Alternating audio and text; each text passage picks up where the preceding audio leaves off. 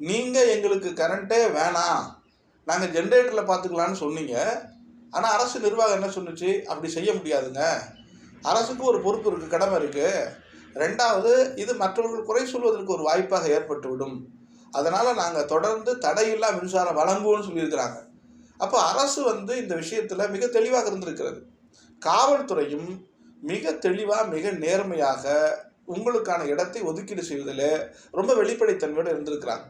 இந்த நிலைமையை கட்டுப்படுத்தணும், கண்ட்ரோல் பண்ணணுங்கிறதுக்காக தான் 500 மீட்டருக்கு முன்னாடியே நீங்கள் வண்டியை நிறுத்துங்க, கூட்டம் கட்டுக்கிடங்காமல் இருக்குது.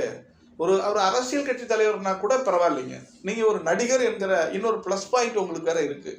அப்போது எப்போதுமே திரையில் இருக்கிற பிம்பங்களை பார்த்து ஏமாந்து போன மக்களின் கூட்டம் அந்த திரையில் இருக்கிற மனிதர் நிஜமாக வந்துட்டாரு என்கிற அந்த அந்த அந்த ஒரு பிரமிப்பான உணர்வு இருக்குல்ல. அப்போ அலைக்கடலைன்னா மொத்தமாக போட்டு நெருக்கிறான்.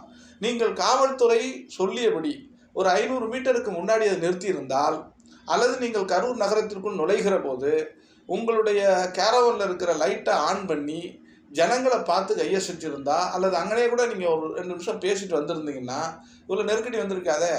அப்போது தான் என்ன செய்தோம் என்று சுய பரிசோதனை செய்வதை விட யார் மேலே பழிய தூக்கி போடலாம் என்கிற அந்த எண்ணம் இருக்குல்ல, அது ஒரு அரசியல் நேர்மையற்ற தன்மை இல்லையா?